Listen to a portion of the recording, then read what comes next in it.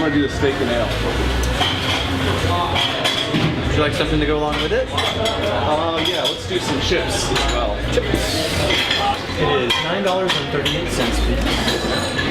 Thanks a lot. You know it. And I will see you next week.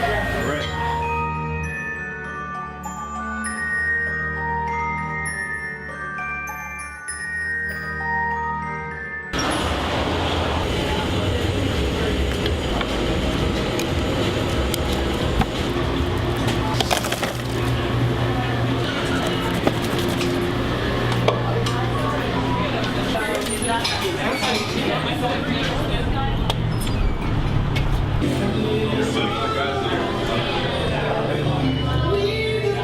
There's Fred.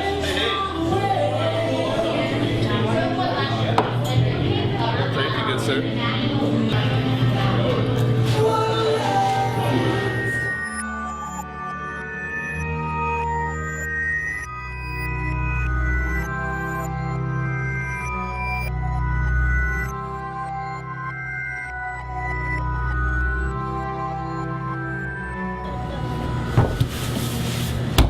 When I was a little kid, my grandma noticed that I was so into cooking. She said, well, if you ever open a restaurant, you should open a little pie shop like my friend did. He was actually in New Zealand. And I thought, oh, that sounds like fun. But I want to be a fancy French chef. When it came down to Chelsea and I opening our own place, we wanted to do something simple. That little seed that my grandma had planted in my head all of a sudden came back, and we're like, wow, pie shop. We were always interested in the garden and restaurant connection, our love for British food, England, and their sort of like knack for gardening and for their farm to table food and stuff. It started to make a whole lot of sense. In the beginning, we were sourcing all the kale from our garden, but as we started to sell more and more and more mushroom and kale, some of it comes from the garden, and the rest of it comes from other local gardens or farms. A lot of people come in and say, so all the vegetables here are from your garden, and we say, well, not all the vegetables here are from our garden, but all the vegetables from our garden are here. When Chelsea and I always talked about opening a place, we knew that we would have a garden. To us, it just makes sense.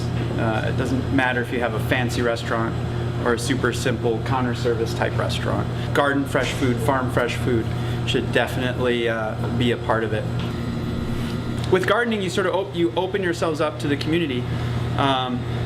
You're on the ground, you're out there in the neighborhood, especially in an urban environment. You're out there in the neighborhood, and people walk by and they stop and they ask about it. And then when they come into the restaurant, taste the food and connect it to the garden, then that's a really neat thing too.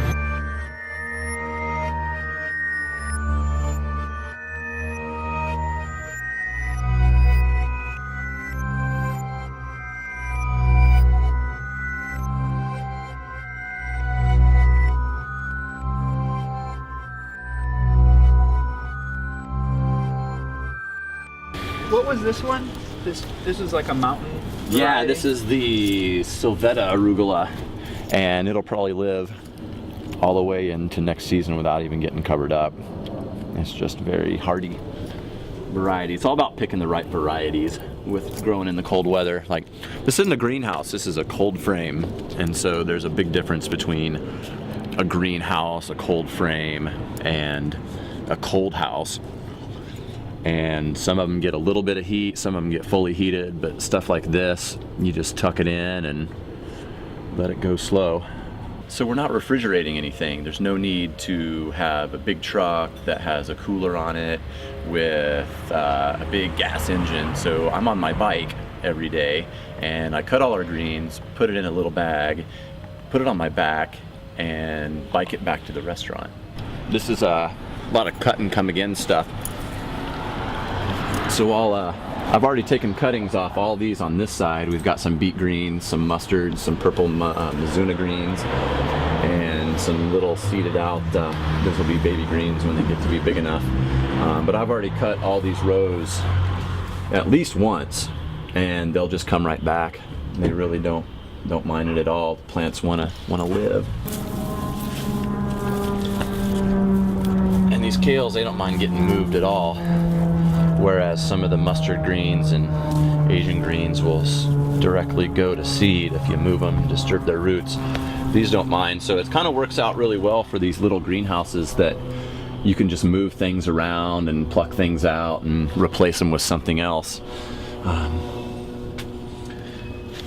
I like them. This neighborhood has really started to take off as far as gardening goes in urban agriculture. There's a lot of space around here.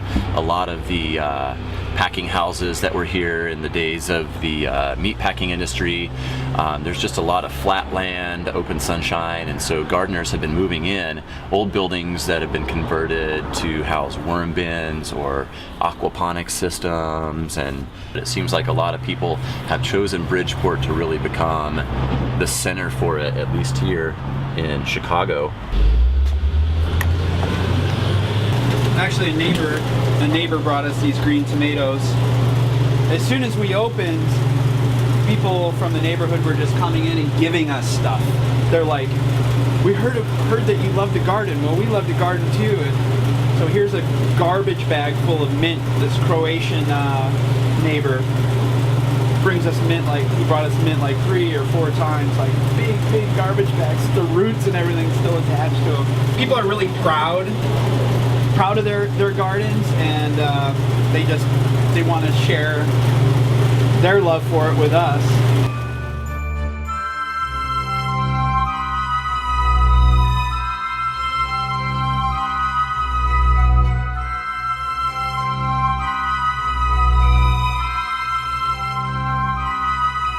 The Pleasant House was a property that my dad grew up in England, that my grandpa bought for not a whole bunch of money in a little village in Yorkshire.